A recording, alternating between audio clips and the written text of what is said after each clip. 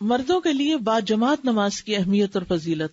اگرچہ یہ topic direct آپ سے ریلیٹڈ نہیں، لیکن پھر بھی آپ کو اگر پتا ہوگا تو آپ اپنے لڑکوں کو، ہسبینڈز کو، بچوں کو اس چیز کی طرف متوجہ کریں گے. آپ ان کو مدد دیں گے کہ وہ جماعت سے نماز پڑھ سکیں، ورنہ بعض اوقات خواتین ہی رکاوٹ بن جاتی ہیں.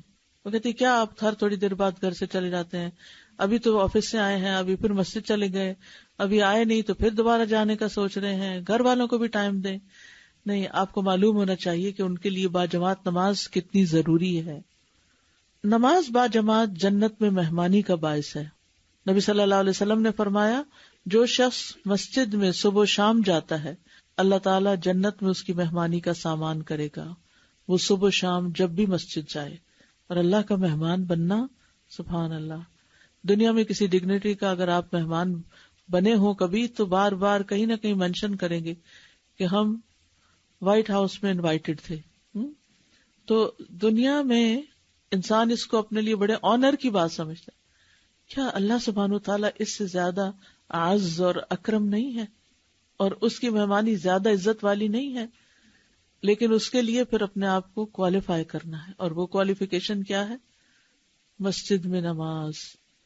نماز با جماعت کے لیے حاضر ہونے والے سے اللہ تعالیٰ خوش ہوتا ہے.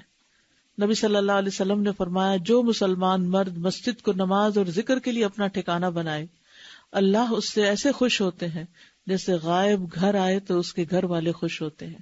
یعنی اللہ تعالیٰ دیکھتے ہیں کہ کون آ رہا ہے اور پھر خوش ہو جاتے ہیں کہ اچھا وہ پھر آ گیا مسجد میں، پھر وہ آ گیا. گزشتہ گناہوں کی معافی.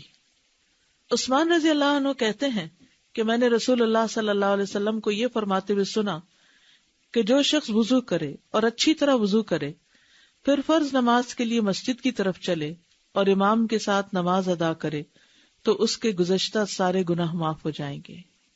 اچھا وضو اور مسجد کی طرف جانا اور امام کے ساتھ نماز ادا کرنا، یہ نہیں کہ نماز تو مسجد میں پڑھ رہے ہیں لیکن جماعت گزر چکی. حج کے برابر ثواب. ابو امامہ کہتے ہیں کہ رسول اللہ صلی اللہ علیہ وسلم نے فرمایا جو اپنے گھر سے وضو کر کے فرض نماز کے لیے نکلے تو اس کا ثواب احرام باندھنے والے حاجی کے ثواب کی طرح ہے. احرام باندھ کے آپ کہاں جاتے ہیں؟ اللہ کے گھر. تو یہاں بھی کیا کر رہے ہیں؟ اللہ کے گھر. وہ بڑا گھر ہے، یہ چھوٹا گھر ہے تو گھر اللہ ہی کا. اور جو چاشت کی نماز کے لیے نکلے اور اسی کی خاطر تکلیف برداشت کرتا ہو تو اس کا ثواب عمرہ کرنے والے کے ثواب کی طرح ہے.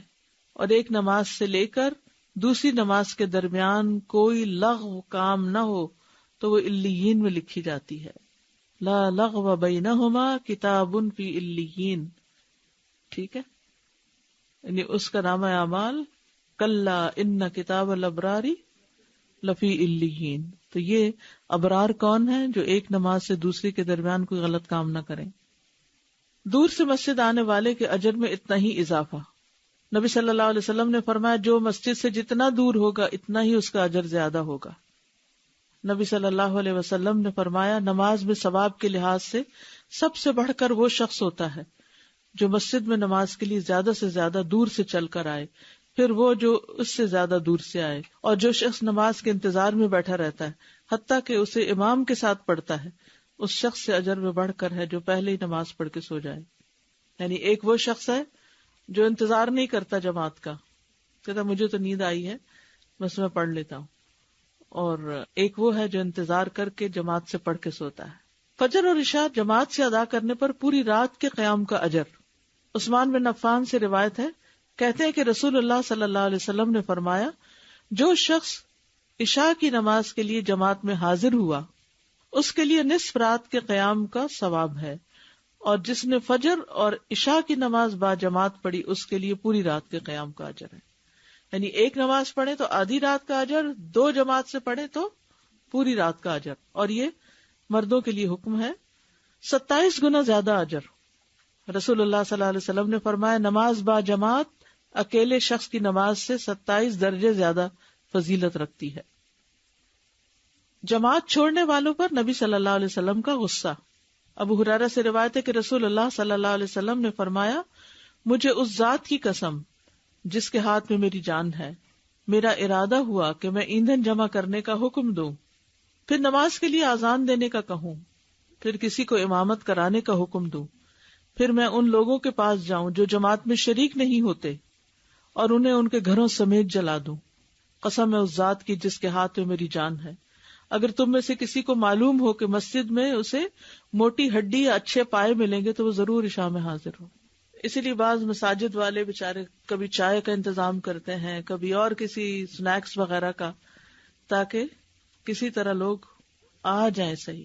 تو اگر ایک چائے کے کپ کے پیچھے ہم مسجد چلے جاتے ہیں کہ چلے تھوڑی دیر جا کے تھکاوٹ بھی اتر جائے گی، جماعت میں نماز بھی ہو جائے گی، اور پھر اس کے بعد اگلا جو میں نے کام کرنا وہ اچھی طرح ہو جائے گا، تو آپ نے مسجد کو ایک اسٹیشن بنایا جیسے انسان گیس اسٹیشن پہ رک کے اپنے لیے کوئی چیز لیتا ہے، گاڑی میں پیٹرول بھرتا ہے اور پھر اگلے سفر پہ روانہ ہو جاتا ہے۔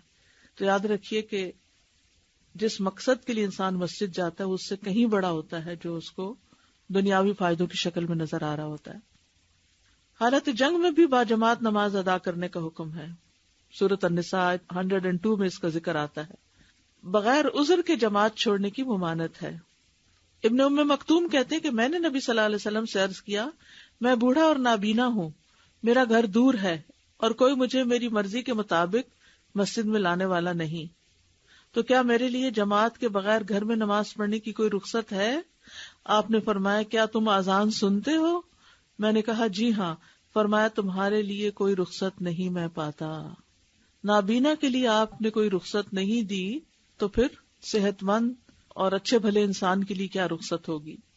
باجماعت نماز نہ پڑھنے والے پر شیطان کا تسلط۔ رسول اللہ صلی اللہ علیہ وسلم نے فرمایا جس گاؤں یا بستی میں 3 لوگ ہوں اور ان میں نماز باجماعت کا اہتمام نہ ہو تو شیطان ان پہ مسلط ہو جاتا ہے۔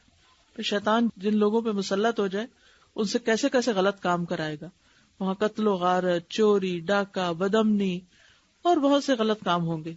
ابن ماجہ کی روایت میں ہے جو شخص آذان سن کر مسجد میں نہیں آتا اس کی کوئی نماز نہیں سوائے عذر کی صورت میں، یعنی اگر کوئی مجبوری ہے تو اور بات ہے، ورنہ یہ کہ اس کی نماز نہیں، یعنی اس نے نماز کا حق ادا نہیں کیا۔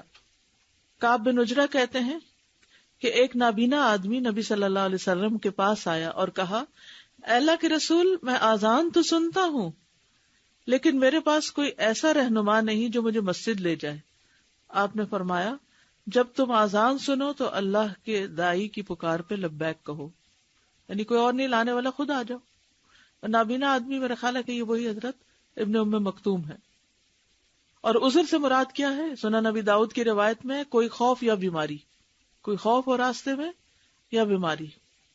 باجماعت نماز ادا نہ کرنا منافقت کی کھلی علامت ہے۔ ابن مسعود کہتے ہیں البتہ تحقیق ہم دیکھتے تھے کہ نماز باجماعت سے ایسا منافق ہی پیچھے رہتا تھا جس کا نفاق معلوم ہوتا۔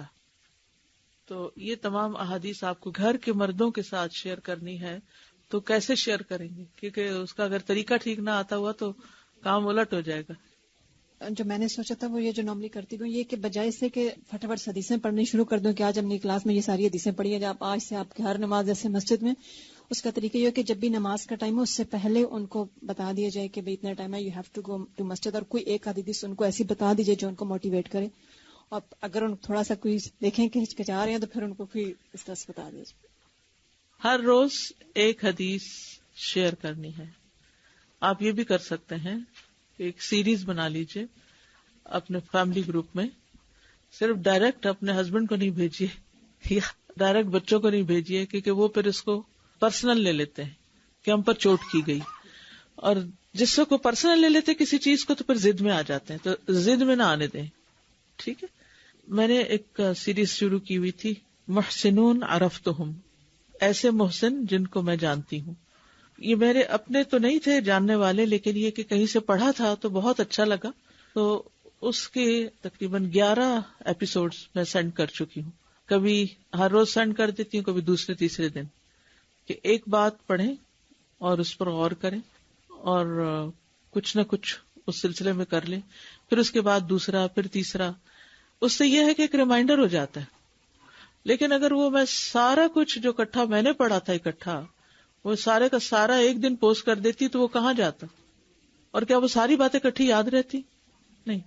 ہم تھوڑا تھوڑا پیتے ہیں، ایک ایک چمچ کر کے کھاتے ہیں، تو علم بھی تھوڑا تھوڑا دیا جائے تو زیادہ فائدہ ہوتا۔ اب مشکل یہ نا کہ آپ کے پاس ٹائم کم ہے تو مجھے یہ سارا اکٹھا دینا پڑ رہا ہے، لیکن یہ ہے کہ میں نے جب اپنی نماز درست کی تھی، حالانکہ بچپن سے کتابیں بھی پڑھی، والد نے بھی پڑھائی فقہ کی کتاب اور بھی، لیکن میں نے پھر بعد میں ہر روز ایک ایک پیج پڑھ کے اس کتاب کو میرا خیال ہے 2-3 دفعہ کم از کم اس طرح پڑھا کہ ہر پیج پڑھ کے، ہر حدیث پڑھ کے، ہر چیز پڑھ کے پھر میں اپنے آپ کو خاموش جائزہ لیتی تھی، کیا میں یہ کرتی ہوں، کیا یہ میرے عمل میں ہے، کیا میرا عمل اسی طرح ہے. عذر اور مجبوری اور ہے، لیکن ادروائز اپنے آپ کو ساتھ ساتھ انسان چیک کرتا رہے. تو انشاءاللہ ایک دفعہ تو کورس کر لیں. یہاں اکٹھے بیٹھ کے پڑھنے کا مطلب یہ ہے کہ جو بات سمجھنا ہے آپ مجھ سے ابھی سمجھ لیں، لیکن یہ ایک دفعہ کافی نہیں. انشاءاللہ آپ بعد میں اپنی عملی زندگی میں ان چیزوں کو ایک ایک کر کے خود بھی اپنے لیے بھی کریں گے. یہ نہیں کہ علم صرف شیئر کرنے کے لیے ہوتا ہے، وہ خود بھی عمل کرنے کے لیے ہوتا ہے. تو آپ انشاءاللہ ایک ایک حدیث آپ یوں کر سکتے ہیں، اس میں سے کٹ پیسٹ بس، لیکن ذرا سا اس کو اگر اوپر نیچے کوئی پھول ڈال دیں یا کوئی اور اچھا جیسچر ہو اس میں، تو اس سے کیا ہوگا کہ پڑھنے والے خوشی سے پڑھ. لیکن کچھ لوگ اتنے پھول ڈال دیتے ہیں کہ ٹیکسٹ تو نظر ہی نہیں آتی پھر. تو اس میں آپ دیکھیے کہ ٹائٹل آپ دے سکتے ہیں مثلاً نماز با جماعت، یہ نہ لکھیے گا مردوں کے لیے، اور اہمیت بھی نہیں لکھیے گا اور فضیلت بھی نہیں لکھیے گا، بس صرف نماز با جماعت. تو باقی نیچے والا حصہ ایک دن پھر دیکھے ریئیکشن کیا ہے. کسی نے کوئی جواب دیا نہیں دیا، اول تو نہیں ملے گا جواب، لیکن ہو سکتا ہے کہ کوئی اپریشیٹ بھی کر دے. اور مکس گروپ میں ڈالیے، یعنی صرف پرسنل ہسبینڈ کے گروپ میں یا اس میں نہیں ڈالیے، یہ صرف بچوں کو نہیں دیجیے، جو سارا ہوتا نا کہ فیملی کا اکٹھا اس میں ڈالیے. اور میری طرف سے سخت پابندی ہے کہ یہ سارا مٹیریل اکٹھا کسی کو بھی آپ بھیجیں. یہ علم کی توہین ہے. یہ زیادتی کی بات ہے کہ لوگوں کے پاس جائے اور لوگ اس کو ڈیلیٹ اس لیے کرتے جائیں کہ اتنی لمبی میل ڈیلیٹ ڈیلیٹ ڈیلیٹ. تو یہ علم ڈیلیٹ کرنے کے لیے نہیں ہے، تھوڑا تھوڑا دیجیے تاکہ لوگ اس کو لے سکیں. تو یہ آپ کا ہوم ورک ہوگا. اگلے 2 ہفتے کے لیے آپ نے ان احادیث کو ایک ایک کر کے شیئر کرنا ہے انشاءاللہ. اور جتنے لوگ آپ کی وجہ سے مسجد جانے لگے ان سب کا اجر آپ کے لیے بھی ہو گیا انشاءاللہ. السلام علیکم. کبھی کبھی یہ طریقہ آزمایا گیا کہ جب گھر سے نماز کے لیے جا رہے ہوں تو کہتی ہوں انجوائے. تو کبھی کبھار تو بغیر سوال جواب کے چلے جاتے ہیں، تو کبھی یہ ہوتا ہے کہ اچھا کیا انجوائے، پھر اس وقت موقع مل جاتا ہے کہ کوئی بات کہہ دی کہ اللہ کی مہمانی ملے گی، بالکل، تو this is something look forward to. یا کبھی حج کا ثواب والا جو چند ایک چیزیں اگر ذہن میں ہو تو just to open a conversation. کیونکہ کسی گیدرنگ پہ بھی لوگ جا رہے ہوں، کوئی ایسی اوکیزن ہو تو ہم کہتے ہیں نا اچھا گو انجوائے اور ہیو فن. تو نماز کے لیے سب سے زیادہ we should cultivate that feeling of joy. It's a very good idea. پہلے حدیث سے شیئر کر کے پھر ان کی ورڈز بنا لیں اپنے. کسی دن کسی حدیث کا کوئی کی ورڈ، کسی دن کسی کا، کسی دن کسی کا، آپ اجر کماتے رہیں. دیکھیے اگر کسی بھی کام کی جزا پتہ چل جائے، اس کا ثواب پتہ چل جائے، کیا ان کو یہ احادیث پتہ ہے؟ کیا یہ ساری پتہ ہے؟ نہیں پتہ نا. بات یہی ہے کہ ہر انسان کی طبیعت مختلف ہوتی ہے اور دل کے کسی حصے پر کبھی کوئی بات لگ جاتی ہے، کسی کے کوئی اور لگ جاتی ہے، تو وہ اس کے لیے موٹیویشن کا ذریعہ بن جاتی ہے. ابھی جیسے انہوں نے ایک بات ریمائنڈ کرائی، ایک انہوں نے کرائی، اس کا مطلب یہ ہے کہ وہ ساری حدیثیں پڑھ کے کسی کو کوئی بات کلک کی، کسی کو کوئی کی. تو ان میں سے ہو سکتا ہے کسی کو کوئی صرف ایک بات کلک کرے اور وہی اس کے لیے موٹیویشن کا ذریعہ بن جائے. تو اس لیے ہمیں اپنے لیے بھی ربی زدنی علما کی دعا روز مانگنی چاہیے. اور جن سے ہم ایکسپیکٹ کرتے ہیں کہ وہ کچھ کریں، انہیں خالی اپنی نصیحتیں نہ کریں بلکہ اچھا علم حکمت کے ساتھ دیں. اصل میں ہوتا یہ ہے کہ اسپیشلی ہمارے بچے اور تمام ہی گھر والے ایک طرح سے ہماری ہی ذات کا ریفلیکشن ہوتے ہیں، لیکن ہم اس کو ریئلائز بہت کم کرتے ہیں. جیسے ہم خود ہوتے ہیں، جتنا علم یا جیسا علم ہمارا ہوتا ہے ویسے ہی ان کا بھی ہوتا ہے. تو مجھے جو بات بہت زیادہ اچھی لگی اس پوائنٹ میں کہ اللہ تعالیٰ ہی وہ واحد ذات ہے جو ہمارے بار بار ملنے سے اس قدر خوش ہوتے ہیں. میں اپنے بچوں کو یہ بتا سکتی ہوں کہ اگر تم مجھ سے اتنی بار ملو یا میں تم سے اتنی بار ملوں تو ہم دونوں ایک دوسرے سے بیزار ہو جائیں، لیکن صرف اللہ تعالیٰ ہی وہ ذات ہے جو نہ صرف خوش ہوتے ہیں بلکہ بے پناہ انعام دینے کے لیے بھی تیار رہتے ہیں. Very good. استاذہ یہ ہے کہ ہم جلدی مایوس بھی ہو جاتے ہیں ایک بار بتایا نہیں کیا تو ہم کہتے ہیں کہ چلو تمہیں تو بتانے کا کوئی فائدہ ہی نہیں. اگر ہم چاہتے ہیں ہمیں ایک بات سمجھ میں آ گئی تو دوسرے کو بھی اسی وقت سمجھ آنی چاہیے. بلکہ ہر ایک کی انڈرسٹینڈنگ لیول ڈفرینٹ ہے, ہر ایک کا قبول کرنے کا ایک وقت ڈفرینٹ ہے. تو ہمارا کام تو یہ ہے کہ ہم بتاتے رہیں انشاءاللہ اخلاص نیت اور اچھی نیت کے ساتھ, اور اللہ تعالیٰ ہے کہ وہ اس کے دل میں ڈالیں گا انشاءاللہ. بالکل. دیکھیے کچھ بیج تو جلدی اگ جاتے ہیں لیکن کچھ بڑا ٹائم لیتے ہیں. استاذہ میں یہ پوچھنا چاہ رہی تھی کہ سپوز اگر مسجد تھوڑا دور ہے تو کیا ہم اس پہ بھی انکریج کر سکتے ہیں کہ گھر میں ایک مسجد کی جگہ, مطلب گھر میں ایک نماز کی جگہ بنائے اور بچوں کو انکریج کریں کہ ہر نماز کے ٹائم ایک بچہ اذان دے اور جماعت سے پڑھے؟ کر سکتے.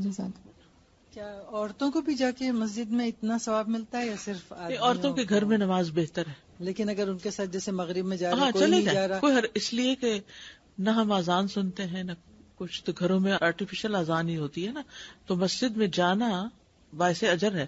صحابیات ازواج مطہرات جاتی تھیں, لیکن یہ ہے کہ ان کے لیے گھر میں ہی اجر مل جائے گا. لیکن اتنا ثواب یعنی نہیں ہے یہ مردوں کے لیے. اور جیسے کہ کوئی نہیں جا رہا ہوتا تو ہم کہتے ہیں چلو چلو مسجد جائیں گے بچوں کو لے کے, یا ہاں اس نیت سے جانا جو ہے انشاءاللہ. جی بالکل بالکل. اور ویسے بھی جا کے تو ایک اور ہی کیفیت ہوتی ہے نا مسجد میں, دل کی ایک ایمانی کیفیت بڑھتی ہے, تو اس ایمان کو بڑھانے کے لیے جانے میں کوئی حرج نہیں.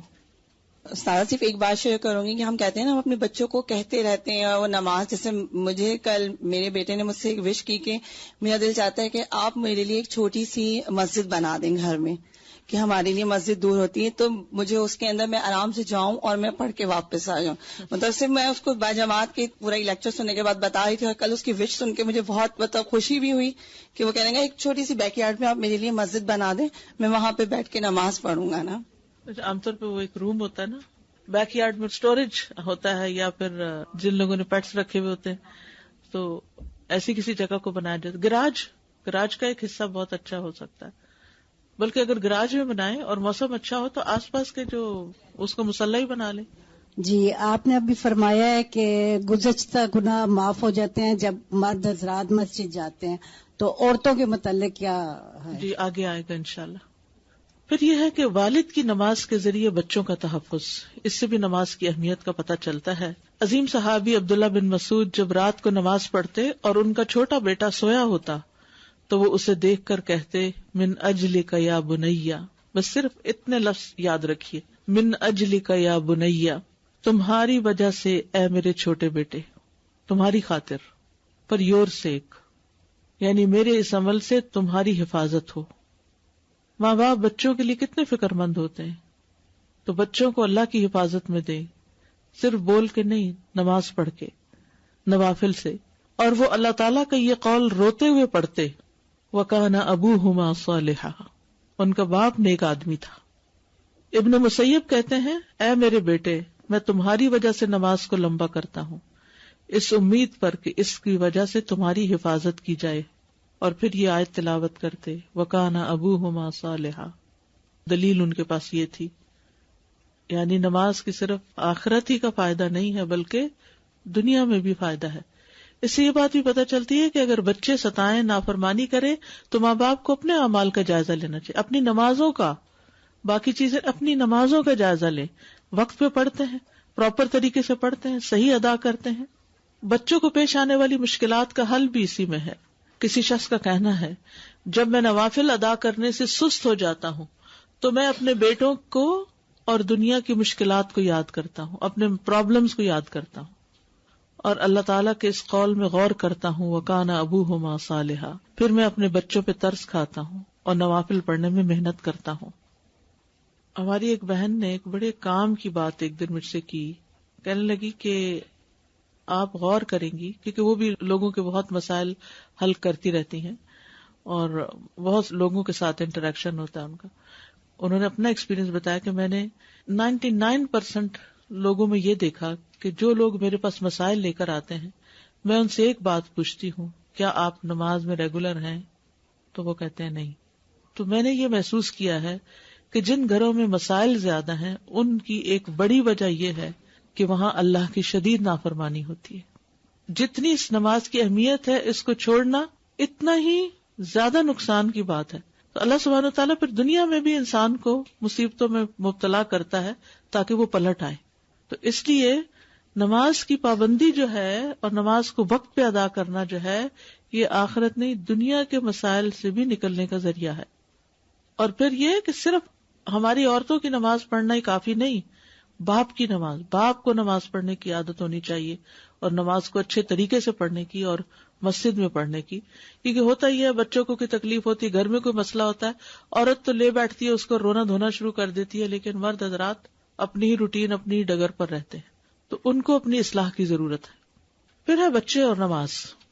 بچوں کی نماز کی تلقین کرنی چاہیے، ان کو آگ سے بچانا ہے. سورۃ التحریم میں آتا ہے یا ایھا الذین آمنوا قوا انفسکم واہلیکم نارا، اے لوگو جو ایمان لائے ہو اپنے آپ کو اور اپنے گھر والوں کو آگ سے بچاؤ. انبیاء علیہ السلام کا دنیا سے زیادہ اولاد کی نماز کی فکر، یعنی ان کے رزق، ان کے اور دنیاوی مسائل ہیں، ان سب سے بڑھ کر جس بات کی فکر کہ ان کی نماز درست ہو. ابراہیم علیہ السلام کی یہ دعا آیت نمبر 37 سورۃ ابراہیم میں، ربنا انی اسکنت من ذریتی بواد غیر ذی زرع عند بیتک المحرم ربنا لیقیموا الصلاۃ، اے ہمارے رب بے شک میں نے اپنی اولاد کو اس وادی میں آباد کیا جو کسی کھیتی والی نہیں، یعنی اسے کچھ نہیں اگتا یہاں، تیرے حرمت والے گھر کے پاس اے ہمارے رب، تاکہ وہ نماز قائم کریں. پھر اس کے بعد کہتے ہیں فجعل افئدۃ من الناس تہوی الیہم، کہ لوگوں کے دل ایسے کر دیں کہ ان کی طرف مائل رہیں. پھر اس کے بعد کہتے ہیں وارزقھم من الثمرات، ان کو پھلوں میں سے رزق عطا کر، لعلہم یشکرون، تاکہ وہ شکر گزار بنے. تو اس سے کیا پتہ چلتا ہے؟ پہلی فکر کیا تھی؟ نماز کی، روحانی رزق، پھر محبت، پھر کھانا پینا. اور اصل میں یہی ترتیب ہم سب کی زندگی میں ہونی چاہیے کہ سب سے پہلے ہماری ایمان کی اصلاح ہو، ایمانی ضروریات پوری ہوں، پھر اس کے بعد انسان کی جذباتی ضروریات، آپس کے تعلقات درست، رشتہ داروں سے، بہن بھائیوں سے، اور پھر رزق کی فکر. ہم کیا کرتے ہیں؟ ترتیب الٹ دیتے ہیں، سب سے زیادہ وقت کس پہ لگاتے ہیں؟ رزق کمانے پہ، اور اس میں اس طرح بھاگ دوڑ رکھتے ہیں کہ بھول جاتے ہیں اپنے ماں باپ بھی، حتیٰ کہ اولاد بھی. بہت سے لوگ اپنی اولاد کو بھی بالکل ٹائم نہیں دیتے. ان کے نزدیک صرف اولاد کو نئے نئے کھلونے لے کے دینا یا ان کی دنیاوی خوشحالی کا بندوبست کرنا سب سے اہم کام ہے. اور نماز تو کوئی پڑھتے ہیں یا نہیں، اس کی تو فکر ہی نہیں. خود ہی پڑھ لیں گے، ابھی چھوٹے ہیں، بڑے ہوں گے دیکھ لیں گے، اور اپنی بھی اسی طرح نمازیں گنواتے ہیں. تو ابراہیم علیہ السلام کی یہ جو دعا ہے سورۃ ابراہیم کی آیت 37 جو بہت امپورٹنٹ، پرائرٹائز کر رہی ہے کہ سب سے زیادہ اہم چیز کیا ہے، پرائرٹی کس چیز کی ہے؟ نماز کی. سب سے پہلے اللہ کا حق ہے، پھر بندوں کا حق ہے، اور پھر اپنی بات ہے، کھانا پینا اور ثمرات.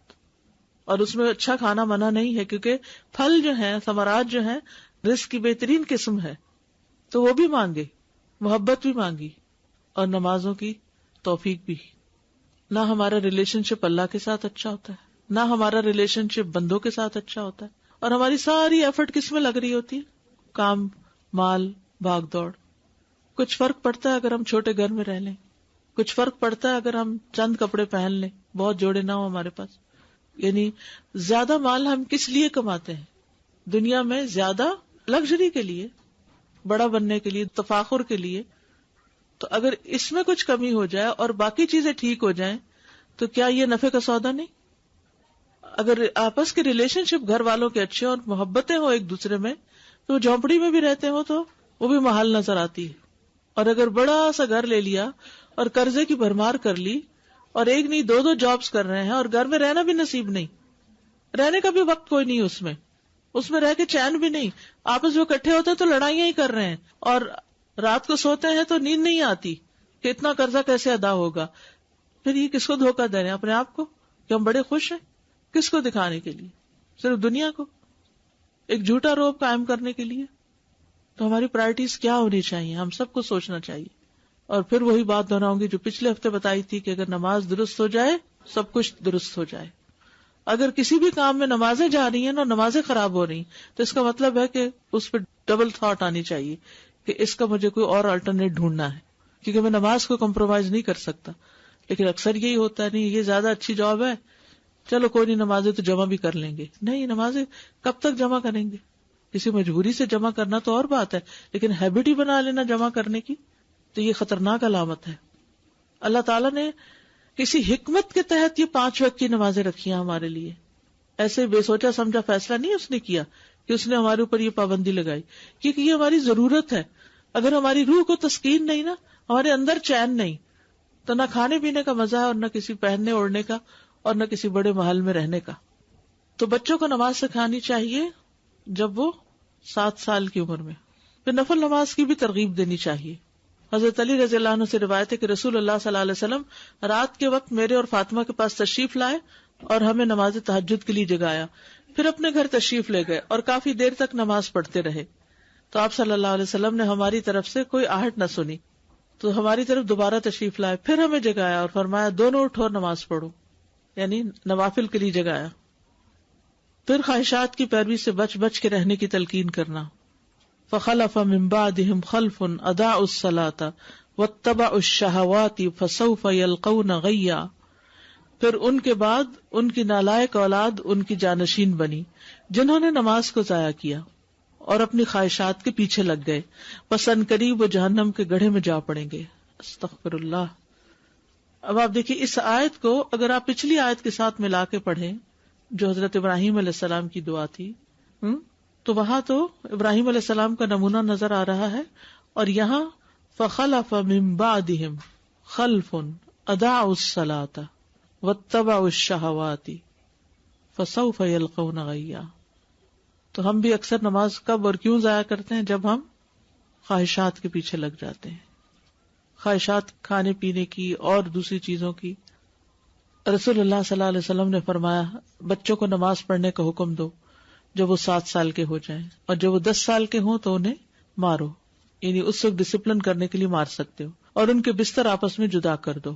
تو یہ نماز نہ پڑھنے پر خاص طور پر بات ہے. تو بچوں کو نماز کا عادی بنانے کے کچھ طریقے پہلے بھی آپ لوگوں کے ساتھ شیئر کیے گئے ہیں. اب یہاں بھی آپ دیکھیے کہ صرف یہ نہیں کہنا کہ نماز پڑھو، بلکہ دعائیں دینی ہیں اور اچھے اچھے جملے بولنے. مثلاً آپ اپنی اولاد سے کہیں نماز پڑھو، اللہ تم سے راضی ہو، نماز میں ٹھونگے نہ مارو تاکہ اللہ تعالیٰ نماز قبول کر لے، اچھی طرح وضو کرو تاکہ تمہارے سارے گناہ جھڑ جائیں، 2 رکعت پڑھو تاکہ اللہ تمہیں کامیابی نصیب کرے. یعنی ایسے جملے بولیں کہ جس سے ان کو نماز کی موٹیویشن ملے. نمبر 2، خود نماز پڑھ کے بچوں کو نماز کی عادت ڈالنا، اچھا رول ماڈل بن. دیکھیے جس چیز کو آپ اہمیت دیں گے نا، خود بخود بچے اس چیز کو امپورٹنس دینے لگیں گے. وہ ماں باپ کو خاموشی سے آبزرو کرتے رہتے ہیں کہ ماں کس بات پہ روتی ہے، کیا چیز اس کی زندگی میں بہت امپورٹنٹ ہے، باپ کس چیز کو زیادہ وقت دیتا ہے، وہ کس کام میں زیادہ لگا رہتا ہے. تو یہ لفظوں کی تبلیغ نہیں، یہ عمل کی تبلیغ ہے. اگر بچہ دیکھ رہا ہے کہ اذان ہوئی ہے اور ماں اٹھ ہی نہیں رہی، لیکن اس کو کہہ رہی ہے جاؤ مسجد، جاؤ نماز پڑھو، کتنا اثر ہوگا پھر. اور اگر وہ دیکھ رہا ہے کہ اذان ہوئی ہے، ماں نے وضو کیا، ماں نماز میں کھڑی ہو گئی ہے، تو آپ کے نماز میں کھڑے ہونے کا اس پہ اثر کیا پڑ رہا ہے؟ خاموشی سے میں نہیں پڑھ رہا، اس کو گلٹ آنے لگے گی. پھر آپ سلام پھیر کے اس کو کہتے تم نے پڑھ لی نماز؟ نہیں میں ابھی جاتا ہوں، ریئیکشن اور ہوگا. پھر اسی طرح دعائیں دے ان کو، یا اللہ میرے بچے کو ان نماز پڑھنے والوں میں سے بنا دے جو اس سے لذت حاصل کرتے ہیں، یا اللہ میرے بچے کی نماز کو اس کی آنکھوں کی ٹھنڈک بنا دے. ہر وہ چیز جس کا ہمیں مزہ آتا ہے ہم شیئر کرتے ہیں نا بچوں سے، تو بچوں سے شیئر کریں. نماز پڑھنے کے بعد کہ نماز پڑھ کے سکون ہی آ گیا، دل کو قرار آ گیا ہے، ساری تھکاوٹ اتر گئی ہے. یعنی یہ جو فیلنگ ہے نا اچھی نماز کے بعد کی، وہ شیئر کیا کریں. ہم وہ نہیں شیئر کرتے، وہ چیزیں اپنے تک رکھتے ہیں. اور کیا واقعی ایسا نہیں ہوتا؟ آپ یقین کریں کتنی بھی تھکاوٹ ہو، جیسے صبح سے انسان جاگا ہوا ہوتا ہے اور پھر ایک کام دوسرا کام، لیکن ظہر کی نماز ذرا نسبتاً لمبی ہوتی ہے، مڈ ڈے پر پڑھنے کے بعد یوں لگتا ہے ساری تھکاوٹ اتر گئی ہے، فریش ہو کے باہر آئے، پوری ایک آدھے گھنٹے کی ایکسرسائز ہو جاتی ہے. لیکن یہ مزہ کس کو آئے گا؟ اسی کو آئے گا جو ظہر کی نماز کو توجہ سے پڑھے گا، وقت پہ پڑھے گا. چھوٹی سی چیز، ورنہ بعض اوقات بچے ہمیں واچ کر رہے ہوتے کہ ہم نے سلام پھیرا اور فوراً فون چیک کیا، واٹس ایپ دیکھا، جی بالکل، تو وہ ڈیفیوز ہو جاتا ہے. ان کو پتا ہوتا ہے کہ نماز میں بھی ان کو یہی دھیان آ رہا تھا، اس لیے فوراً چیک کر رہی ہیں. بالکل. تو یہ ہم اپنے عمل سے میسجز دے رہے ہوتے ہیں. پھر عمدہ الفاظ میں نماز پڑھنے کا کہیے. یہ بچوں کو نماز پڑھنے کے طریقے سکھائے جا رہے ہیں. عمدہ الفاظ میں نماز پڑھنے کا کہیں. یہ کسی نے لکھا کہ جب میں تراویح پڑھنے میں سستی کا شکار ہوتی تو میری والدہ کہتی کہ وقت بہت جلد گزر جاتا ہے، تم اپنا وقت نماز میں گزارو تاکہ اجر بھی حاصل کر لو، یہ اس سے بہتر ہے کہ تم بغیر ثواب کے اپنا وقت گزارو. یعنی یہ آدھا گھنٹہ تو ویسے ہی گزر جانا ہے، اگر نماز میں گزر جائے تو کتنا اچھا ہے. یہ بات بھی جمز میں اپنے پاس لکھ لیجیے گا کہ جب نماز کو دل نہ چاہے یا نماز پہ توجہ نہ ہو تو اپنے آپ سے کہا کریں یہ وقت تو گزر ہی جائے گا، چاہے نماز میں گزاروں یا کسی اور کام میں. پھر نماز کی اہمیت بتانا، اپنی ذمہ داری کا بتانا، یہ کہنا کہ کیا یہ آپ کی نماز ہے یا میری نماز ہے. ایک دفعہ میں نے اپنے 10 سال کے بیٹے کو نماز کا حکم دیا تو اس نے غصے سے کہا ابا جان کیا یہ آپ کی نماز ہے یا میری نماز ہے. اس کا مطلب یہ تھا مجھے میرے حال پہ چھوڑ دو. وہ کہتے ہیں کہ میں مسکرایا اور میں نے اس کے غصے کو برداشت کیا اور اس سے کہا جاؤ قرآن لے کر آؤ. اس نے مجھے حیرت سے دیکھا اور بوجھل انداز میں گیا تاکہ وہ مصحف لے آئے. میں نے اس سے مصحف لیا، اس کا شکریہ ادا کیا اور اللہ کا یہ حکم کھولا وَأْمُرْ أَهْلَكَ بِالصَّلَاةِ وَاصْطَبِرْ عَلَيْهَا لَا نَسْأَلُكَ رِزْقًا نَحْنُ نَرْزُقُكَ وَالْعَاقِبَةُ لِلتَّقْوَى. اور اپنے گھر والوں کو نماز کا حکم دو اور اس پر خوب پابند رہو، ہم تم سے کسی رزق کا مطالبہ نہیں کرتے، ہم ہی تمہیں رزق دیں گے اور اچھا انجام تقویٰ کا ہے. میں نے اس کو کہا یہ پڑھو. پھر میں نے اس کے لیے اس کے معنی کی تشریح کی. میں نے اسے نبی صلی اللہ علیہ وسلم کا فرمان بھی سنایا اپنے بچوں کو نماز پڑھنے کا حکم دو. اور میں نے کہا کہ اب آپ کو پتہ چل گیا کہ یہ آپ کی نماز ہے یہ میری نماز.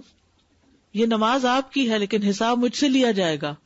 اے میرے بیٹے میں خواہش رکھتا ہوں کہ آپ اپنے والد کو اللہ کے سامنے رسوا نہیں کریں گے. کیا خوبصورت انداز ہے. یہ عربی کی اصل میں ایک کتاب ہے 500 طریقے تجعل ابناءک یعشقون الصلاۃ، جن کو اپنا کے آپ اپنے بچوں کو نماز کا عاشق بنا سکتے. ان میں سے چند ایک طریقے آپ کے سامنے ہیں. ٹھیک ہے. جیسا سا ایک چیز یہ تھی کہ جیسے ہم جب بھی پڑھتے جیسے وہ حدیثوں کا بھی آپ نے بتایا نا کہ ساری ایک ہی دفعہ میں نہیں بتانی، تو میں نے بچوں کے ساتھ یہ ریئلائز کیا کہ اگر ایک ہی سینٹینس ہم ڈیلی کہتے ہیں تو وہ سینٹینس ان کے لیے ایک ہیبیچول سا بن جاتا ہے. جیسے میں اپنے بچوں کو اٹھاتی ہوں میمورائز کرتا سورۃ واقعہ، تو روز صبح اٹھاتے ہوئے میں کہتی السابقون السابقون، جو پہلے اٹھے گا وہ سابقون مر گیا. Third he said why every day I have to be سابقون today somebody else should be سابقون. تو ڈیلی اگر ڈفرینٹ سینٹینسز ان کو بتائے جائیں جیسے ڈفرینٹ آیات ہیں جو صلاۃ کے بارے میں، تو میرے خیال میں وہ زیادہ افیکٹو پھر ہوتی ہیں. استاذہ بچوں کو جیسے باجماعت نماز کے لیے راغب کرنے کے لیے کچھ انسینٹیوز کا دیا جانا کیا درست ہے؟ جیسے مثال کے طور پہ ابھی میں نے ٹرکی کے بارے میں پڑھا کہ وہاں فجر کی نماز پہ جو بچے آتے تھے تو ان کو جو ہے وہ باقاعدہ ایک سیریمنی میں ایوارڈز دیے گئے، ان سارے بچوں کو بائکس دی گئیں اور اس سے اور بچوں کا شوق بڑھا اور بچے مزید آنا شروع ہو گئے. وہ جو محسنون سیریز تھی اس میں ایک میں نے پڑھا تھا کہ ایک صاحب مسجد میں ہر نماز کے بعد ان بچوں کو ٹافیز دیتے تھے یا کچھ کھانے کی چیز دیتے تھے جو نماز کے لیے مسجد آتے تھے. تو دیکھتے دیکھتے مسجد میں بچوں کی تعداد بڑھ گئی. ابھی آپ نے کہا کہ جن گھروں میں اللہ کی نافرمانی بہت ہوتی ہے وہاں پہ مسائل کریٹ ہوتے ہیں. آپ اپنے اوپر تو قابو کر سکتے ہیں لیکن دوسروں پہ قابو نہیں کر سکتے، اس کا کوئی طریقہ؟ اس میں یہ کہ آپ کی بات درست ہے کہ ہم سارے گھر والوں کو تو اپنے ساتھ نہیں ملا سکتے، لیکن یہ کہ اللہ سے یہ کہا کرے کہ یا اللہ میں ان کے عمل سے بری ذمہ ہوں. ٹھیک ہے نا، یعنی میں اس عمل پہ راضی نہیں، میں بری ذمہ ہوں.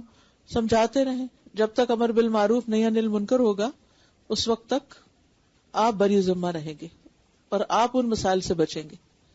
اور بچوں کے اوپر اگر بس چلتا ہو تو انسان تھوڑا تھوڑا سمجھاتا رہے، کرتا رہے. السلام علیکم. جب بچے چھوٹے ہوتے ہیں، کیونکہ جو بڑے بچے ہیں وہ بعض دفعہ آپ کے اتنے قریب نہیں آتے، تو چھوٹے بچوں کو شروع سے عادت بنا لیں کہ جب نماز پڑھیں تو ان کو اپنے اکٹھا کر کے تسبیحات پڑھیں. تو وہ ان کو جب آپ اپنے ساتھ، کیونکہ میری چھوٹی بیٹی وہ گود میں آ کے میرے تسبیح پڑھتی ہے لیٹ کے، تو اس طرح وہ مجھے لگتا ہے کہ وہ زیادہ میرے قریب ہو جاتی ہے. السلام علیکم. جی استاذہ، میں نے نوٹ کیا تھا کہ جب ہم لیکچر سنتے ہیں تو ہماری ایکسپیکٹیشن جو ہے نا بہت ہائی ہو جاتی ہے. ہم جا کے ان کو درس دیں، ان کو کہیں اور وہ فوراً عمل کریں. لیکن آپ کے ایک لیکچر سے مجھے یہ بہت اچھا ملا تھا کہ لیکچر تو ہم نے اٹینڈ کیا نا، ہمیں پتہ ہے کہ کیا بات ہو رہی ہے. اب جا کے ہم ایکسپیکٹیشنز ان سے رکھیں کہ وہ فوراً یہ کریں گے، ایسا نہیں ہوگا. بہت صبر کی ضرورت ہوتی ہے.